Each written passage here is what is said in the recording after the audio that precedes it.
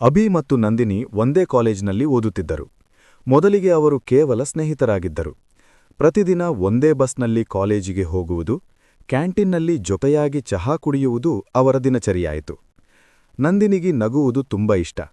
ಅವಳ ನಗು ಕೇಳಿದರೆ ಅಭಿಯ ದಿನವೇ ಬೆಳಗಿದಂತೆ ಆಗುತ್ತಿತ್ತು. ನಿಧಾನವಾಗಿ ಅಭಿಗೆ ನಂದಿನಿಯ ಮೇಲಿನ ಸ್ನೇಹ ಪ್ರೀತಿಯಾಗಿ ಬದಲಾಯಿತು. ಆದರೆ ಅವನು ಹೇಳಲು ಹೆದರುತ್ತಿದ್ದ. ಒಂದು ದಿನ ಧೈರ್ಯ ಮಾಡಿ ಅಭಿ ತನ್ನ ಪ್ರೀತಿಯನ್ನು ಹೇಳಲು ನಿರ್ಧರಿಸಿದ. ಅವನು ನಂದಿನಿಯನ್ನು ಕಾಲೇಜಿನ ತೋಟಕ್ಕೆ ಕರೆಯಿತು. ಅವನು ಮಾತು ಆರಂಭಿಸುವಷ್ಟರಲ್ಲಿ ನಂದಿನಿ ಹೇಳಿದಳು, ಅಭಿ, ನನಗೆ ಒಂದು ವಿಷಯ ಹೇಳಬೇಕು. ನನ್ನ ಮದುವೆ ಮನೆಯವರೇ ನಿಶ್ಚಯ ಮಾಡಿದ್ದಾರೆ. ಆ ಮಾತು ಕೇಳಿದ ಕ್ಷಣ ಅಭಿಯ ಹೃದಯ ಒಡೆದಂತಾಯಿತು. ಆದರೂ ಅವನು ನಗುತ್ತಾ, ನೀನು ಸದಾ ಸಂತೋಷವಾಗಿರಬೇಕು ಎಂದನು. ಕೆಲವು ದಿನಗಳ ನಂತರ ನಂದಿನಿ ನಗರ ಬಿಟ್ಟು ಹೋದಳು. ಅಭಿ ಮತ್ತೆ ಅವಳನ್ನು ನೋಡಿಲ್ಲ.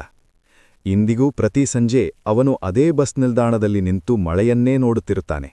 ಯಾಕೆಂದರೆ ಕೆಲವು ಪ್ರೇಮಗಳು ನಮ್ಮದಾಗದೇ ಇದ್ದರೂ ನಮ್ಮ ಹೃದಯದಲ್ಲಿ ಎಂದಿಗೂ ಜೀವಂತವಾಗಿರುತ್ತವೆ.